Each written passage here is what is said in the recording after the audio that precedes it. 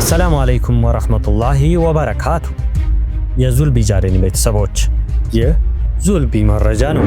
ሱና ዩኒቨርሲቲ ማን ይተካቸው በሚል መሪ ቃል በዲግሪ መርሃ ግብር ያሰለጠናቸውን መሻይኾች አስመረቀ።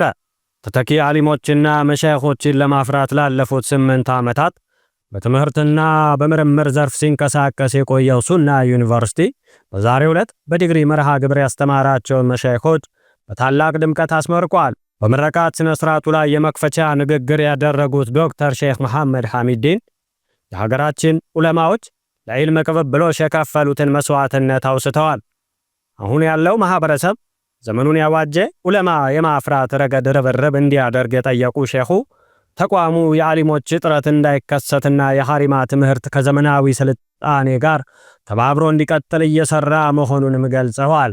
በዛሬው ዕለት የተመረቁ መሻይኾችም ቀደም ሲል በተለያዩ የሀገሪቱ አካባቢዎች የተለያዩ የዕልም ዘርፎች ወይም ፈኖችን ተምረው ካጠናቀቁ በኋላ ዩኒቨርሲቲው ተገቢውን ስልጠናና የብቃት ፈተና አልፈው ለምርቃት የበቁ መሆናቸውንም ተገልጿል። በምርቃቱ ላይም የተገኙት የኢትዮጵያ እስልምና ጉዳዮች ጠቅላይ ምክር ቤት ፕሬዝዳንት ሼክ ሐጂ ኢብራሂም ቶፋ ሱና ዩኒቨርሲቲ ለሀገሪቱ የዕልም እድገት መሰረት እየጣለ እንደሚገኝ ገልጸው ለተቋሙ ስኬት የጠቅላይ ምክር ቤት ድጋፍ እንደማይለየውም ቃል ገብተዋል።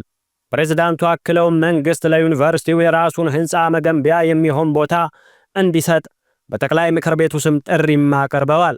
ዩኒቨርሲቲው ከመሻይኾቹ በተጨማሪ ሴቶችንም በሸሪዓና እስላማዊ ትምህርት ዘርፍ አሰልጥኖ ያስመረቀ ሲሆን ተማሪዎችን የሚያስተምረው ሙሉ ወጪውን በመሸፈን እንደሆነ ታውቋል። በአሁኑ ወቅት ከዋናው ማዕከል በተጨማሪ 3 ቅርንጫፎች የከፈተው ሱና ዩኒቨርሲቲ በቀጣይም ከ600 በላይ ተማሪዎች ለመቀበል ማቀዱንም ገልጿል። መላው ሙስሊም ማህበረሰብ ለተቋሙ መጠናከር አስፈላጊውን ድጋፍ እንዲያደርግም ጥሪ ቀርቧል። የኢትዮጵያ እስልምና ጉዳዮች ጠቅላይ ምክር ቤት ፕሬዝዳንት ሼክ ሐጂ ኢብራሂም ቱፋ መንግስት ለሱና ዩኒቨርሲቲ ማረፊያ የሚሆን በቂ ቦታ እንዲሰጠውም ጠይቀዋል።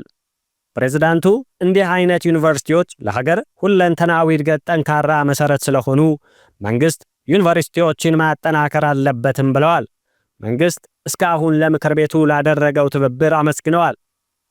የኢትዮጵያ ሙስሊሞች የተገዘፈ ጥያቄ አለን ያሉት ሼክ ሐጂ ለሺህ ዓመታት የቆየ ጥያቄ በአንድ ጀንበር ስለማይመለስ ህዝበ ሙስሊሙ በትዕግስት እንዲጠብቅም ጠይቀዋል።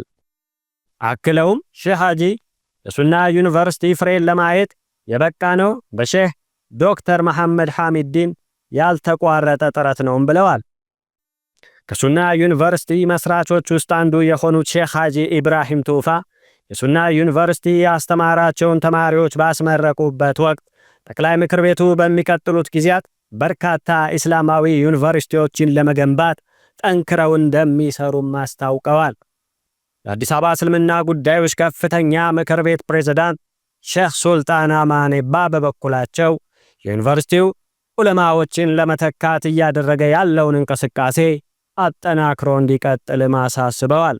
ተመራቂዎቹ ለታላቅ ዓላማ ስለታጫችሁ የተጣለባችሁን አማና በብቃት እንድትወጡም አደራ ብለዋል። ሐጂ ሱልጣን አማን ሱና ዩኒቨርሲቲ ይበልጥ በማጠናከር ረገድ ሁሉም የበኩሉን እንዲወጣም ጠይቀዋል። ወሰላሙ አለይኩም ወራህመቱላሂ ወበረካቱ።